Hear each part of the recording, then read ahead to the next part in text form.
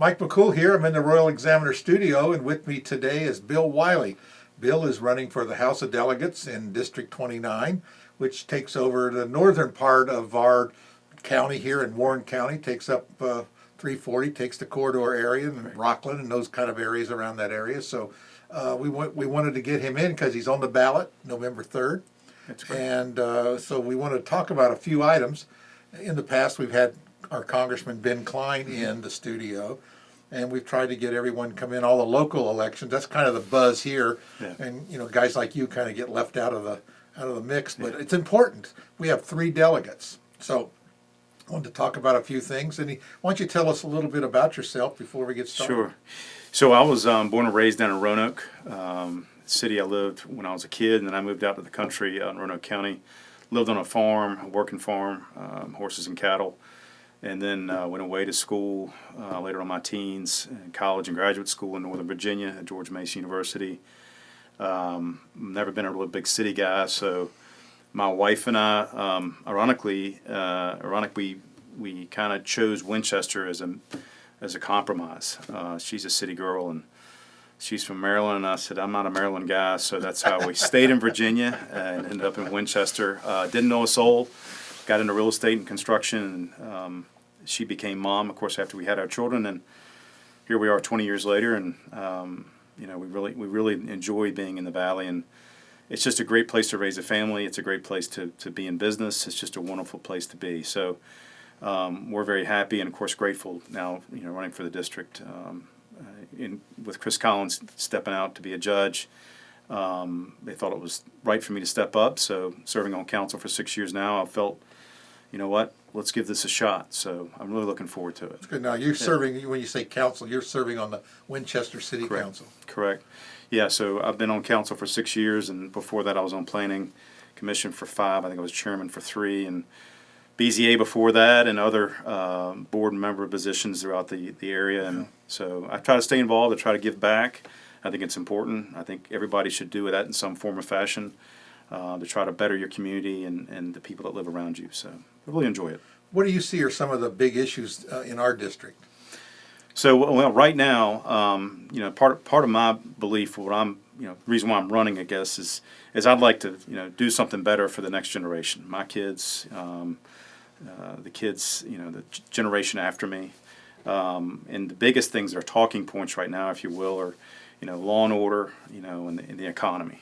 Right now, with what's going on in Richmond and nationally, they're trying to defund the police, which is, to me, is a no-go for me. I'm 100% behind our police force. I want to make sure they're taken care of, they're funded, and that another big item and part of law and order is the Second Amendment. I think that's a big issue in our area, policy-wise. We want to keep the government away from over-regulating our, purchase of guns and use of guns. It's a right that we deserve, and I think they've kind of done an overkill on that. I'd like to kind of put that back in its place, if you will, if I get to Richmond. And that's the reason why I'm supported by VCDL and backed by them as their PAC or from their PAC and with the NRA as well. And so I'm very grateful that they have chosen to choose me along with the Virginia Firefighters group as well. So I'm thinking along the same lines that they are. And then another point about that is the economy. Right now with COVID especially, we're starting to see some areas that are slowing down. We need to take care of our people locally, from middle class, lower class, all the way to the upper class income users. We're starting to see a shift in some of the economy right now, and we're concerned about that. So a big item that has come up in Richmond that I'd like to continue to fight is the collective bargaining. I think in this area where it's right to work, it's the reason why a lot of industries want to be here. We want to keep them here. We want to help them expand. We want to get more businesses and the like to be in this area based on our logistical location throughout this side of the Eastern Corridor. And we also want to help improve, getting more jobs and offer a better climate in that world for people to come here and live and to have work available when they need it. So it's kind of a quick elevator speech that's about. A lot, but that's good. You got it down. I try to nail all of them. You mentioned our location in the state. I mean, we have an inland port. Yeah. We have 2 interstates. We have major roads. We're close to Washington D.C. and Baltimore really pretty much an equal distance. Yeah. In our business, I tell people we have a UPS terminal in Front Royal, and we got a FedEx terminal in Winchester, and a pretty nice regional airport there. So we have a lot of things going for corporate. We would prefer that they were all in Front Royal, but we'll let Frederick County share a few of those as long as we get a few of them as well. But you look at it, it's what they say in real estate: location, location, location. So I think this COVID, and you're hearing about New York City and Chicago and all these cities where people are just vacating the city as fast as they can. Yeah. I think they're realizing, hey, we were kind of forced into working from home. And they realize, hey, that's working pretty good. So my workers can work from home. Then I think the backlash is we can hire workers from anywhere. Right. And I think some of these people, so businesses are going to start hiring people from rural areas, right, and hopefully Virginia is one of them. And they can work in New York wages and live in Front Royal or Winchester. Yeah. So I think that's going to be a shift. Do you think that's you see that? Yeah, we do, and that's a good thing for that matter. And part of that we've got to help out with getting more broadband. We've got to help out with getting more infrastructure in this area in support of our road systems. I've always been a proponent. I serve on the MPO in the northern region, or what they call the Stanton District. Big thing right now is 81, trying to improve that and helping out with the other secondary, tertiary type road systems throughout this area. Another thing we have is a rail system and how we can generate more business out of that through the inland port, which I think is a great asset to the community. And you spoke a lot to the federal side. From a city manager standpoint in Winchester, for example, he was just hired, Dan Hoffman was just hired, and part of the reason why I was excited for him to be hired is because he has done a lot of federal type loan programs down from where he's from in Gainesville, Florida. So we need a lot of people that can think that type of language and how to bring those type of businesses here, whether it's federal, whether it's other type of corporations that want to be out here that say, hey, I don't need to be in a big city. We can be out here, operate. It's cheaper to live. We have people that can do the work, and it's a better way of life. So I think that you're going to start to see a shift there for that reason. The question is how do we reposition some sites, commercial retail side, that are going out because of the change of distribution and how people shop with the Amazons and that sort of thing. We need to find ways to bring those industries back into reposition sites and to help people get jobs for those related opportunities. So there's a lot of change going on, but I think change for the better. And change for this area is going to be better. I mean, I was just down in Northern Virginia last week picking up a set of plans and down in the heart of D.C., and I left at 4 o'clock, and I thought, gee, I'm going to be stuck in traffic forever. And you know what? It was wide open going home. And the reason is that people don't, they're staying at home working. So if they can stay at home and work, I guarantee you, they're thinking, hey, I can stay at home and work from a better place to live, and I'm sure they're thinking about moving out here. Well, and people had moved over the last 50 years. They've moved from D.C. to Alexandria to Fairfax to Manassas to Gainesville. I tell people we're next in line. I mean, right. And people will make that jump. And even now, with all you're hearing about the Anthem and the Optima Health, mm-hmm, and all the health care. And last year and the year before, we had that same thing, an issue with it. And people were going down to Gainesville and Haymarket, right, realizing it's the same distance there as it is to Winchester. Yeah. And so once you start making those and going that direction and back is pretty easy. Once you to get to Gainesville and Haymarket, it's not too bad.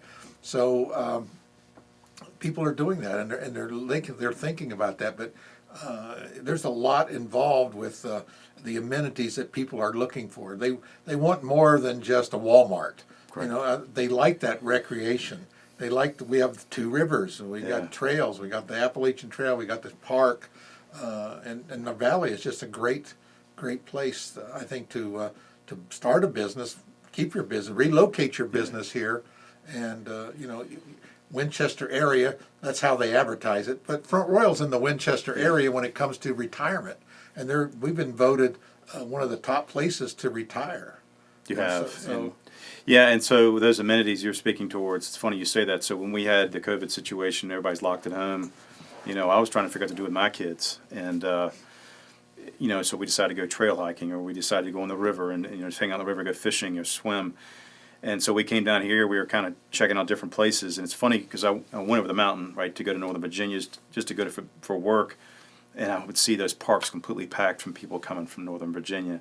And so we certainly have a luxury here with all the tourist attractions and all the great natural resources. Yeah. And It's a day trip. Yeah, it's wonderful. It's a day Yeah. trip. They don't have Yeah. to plan a vacation for 2 weeks. Yeah, we're so blessed to have that here, and that's the great thing about living here. It's right at your fingertips. And Right.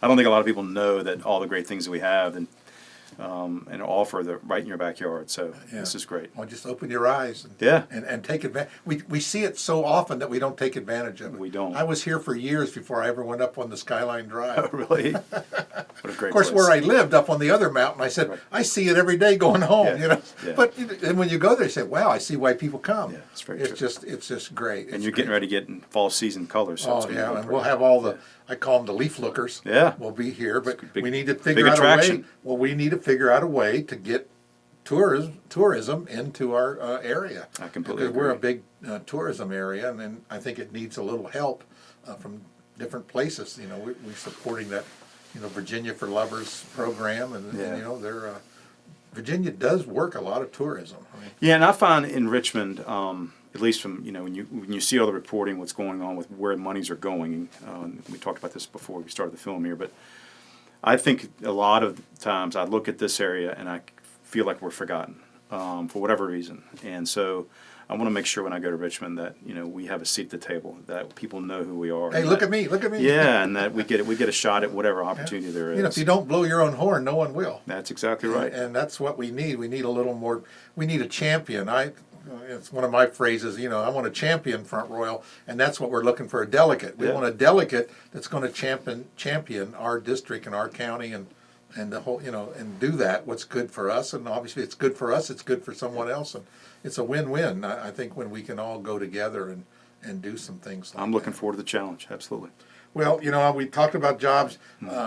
This COVID shutdown has really it seems like we have two extreme individuals or citizens. We got way over here where I'm not leaving my house till everything is safe. Yeah. And the other thing is, it's no more than a cold. Yeah. We know that COVID's serious. Right. But we've come to find out some of the new numbers at the CDC is, well, you know, only people that had these underlying conditions and 180,000, well, maybe 9,600. You know, it's all over the place. Right. And what do you think going forward? You're going to see a change after the election? That's what most people are saying. After the election, Yeah. no more COVID. Yeah, I don't know about that, and certainly I hope it calms down. I mean, I think it's definitely is causing an impact on our economy. There's no doubt about it. I mean, you look at some of these municipalities right now; they're holding on to their money, they're planning for the worst, hoping for the best, and they're not moving forward with a lot of capital projects. They're not doing any pay raises, which is a concern. They're not doing any hiring, which is a concern, and a lot of other businesses and the like are in the same situation. So I think we do need to be mindful of it, but at the same time, I'd like to find a way in Richmond that we can work with the municipalities. See, we're a Dillon Rule state, so everything from Richmond is dictated down to localities. Right. Well, unfortunately, I'm speaking towards just any situation, for example, school situation where my kids are in hybrid situation twice a week and the like. But our cases aren't as bad in this area, and I'm not trying to discount or say we shouldn't be safety cautious, et cetera. But my point is this: is that I think we should be making more of our calls on a local basis, because I think what's happening is we're getting lumped in with the larger cities, i.e., Northern Virginia, Richmond, Virginia Beach, of which they have more cases and they're having more issues.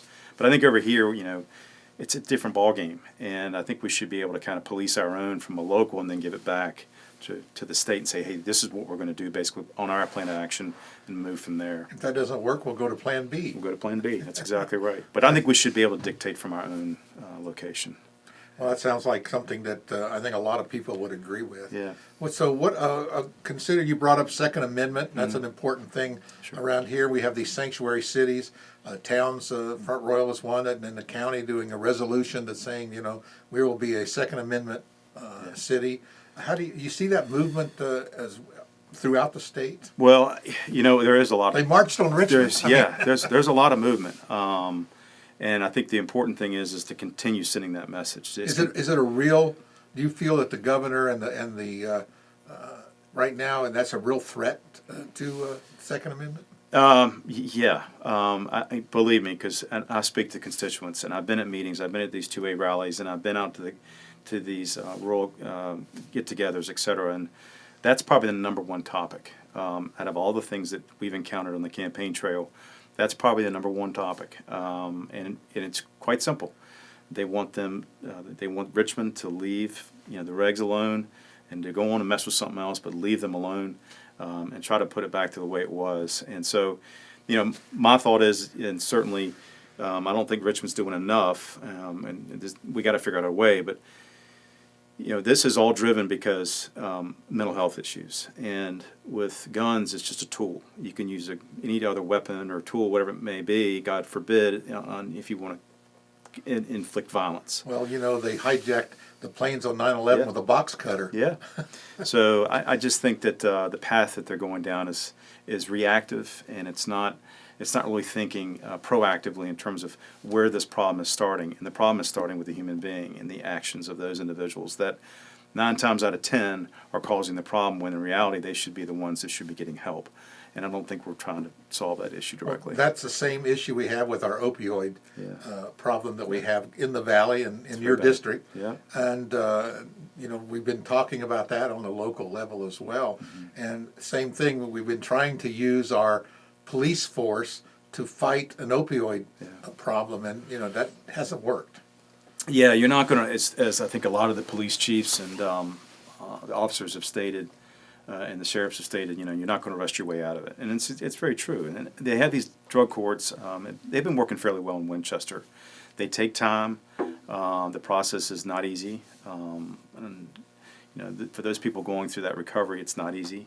But I think it's a step in the right direction. But we need to continue enforcing it and continuing getting those people help so we can try to get them recovered correctly. Right, because they were talking about some sort of recovery detox.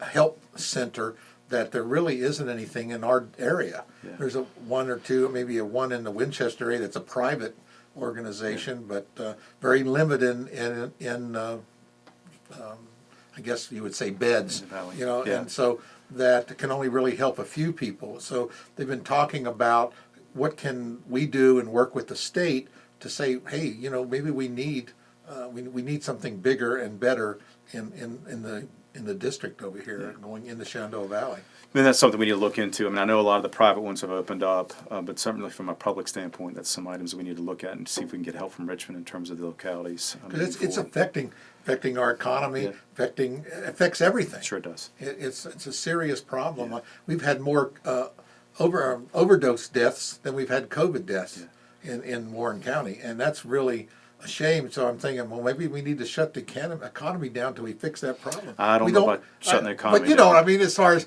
we're not taking the same emphasis on that. Sure, no, and it's a serious. Right. If we're looking at deaths, that's a serious thing, and that's kind of what's driven the COVID shutdown is the number of deaths, and maybe this will open some people's eyes. This is a serious problem. That's not a short term. There's not a vaccine for it. Yeah, and from the COVID standpoint, I mean, I think you've hit on a good point, and that is, from the socioeconomic side of it, you're getting kids are staying home, parents aren't home, they're working. Making it worse. Kids can be home by themselves at a teenage, which idle minds lead to other issues, which is a concern there, to doing drugs, to getting into other things they shouldn't be doing when they should be in school or on the internet studying. So we need to be mindful of that. I am concerned about that. I have seen cases been going up to the opioid use, and that's kind of a result of this COVID situation.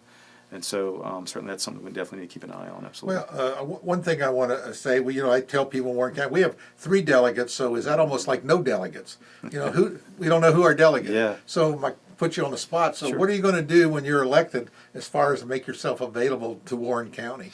Well, I mean, I think it's important to get out to events, to get out to meetings, to show up at certain, whether it be business functions, chamber functions. You just kind of have a face, being out and talking to people and listening to them, because that's where you boots on the ground, getting ready, going out there and meeting people and talking to them and seeing what their needs are.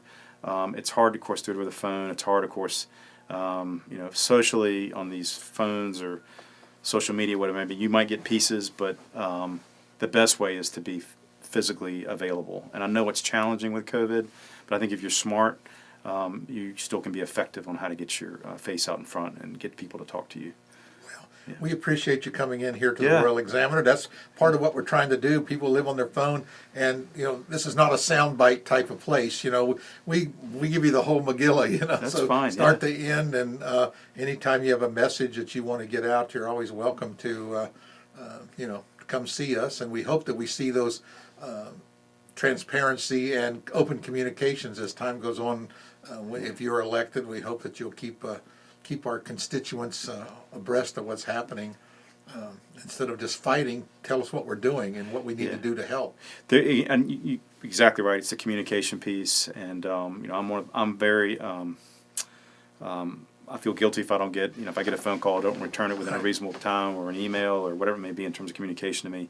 So I want to make sure if citizens hear from me, that's my job. As a politician, you're voted in to represent the constituency, to go do your job, so that you're hearing from your constituency to do the job and to hopefully produce based on what their needs are. So that's my goal, and at the same time I want to be able to be transparent and be able to communicate with the constituency and the district.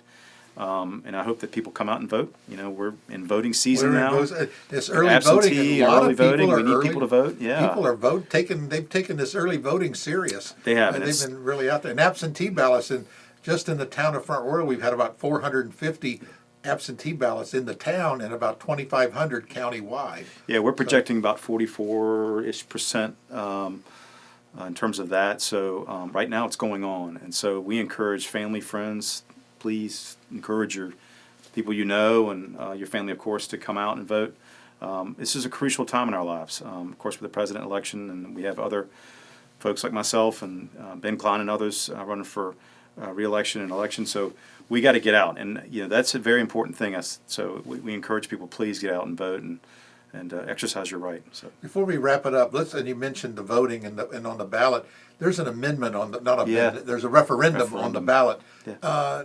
What about the district, redistricting and things? And I don't know if people really understand what that's all about.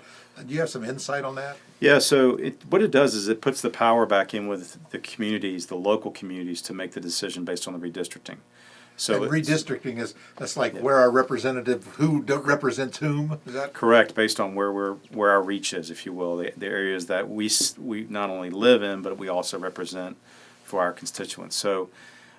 That's that time coming up, considering the census is finishing up, and so it's going through a redistricting process, and you'll have an independent panel that comes together along with both sides, Republican and Democrat, weighed equally, to hopefully to get equal representation and to have equal input from the people within that locality or that district.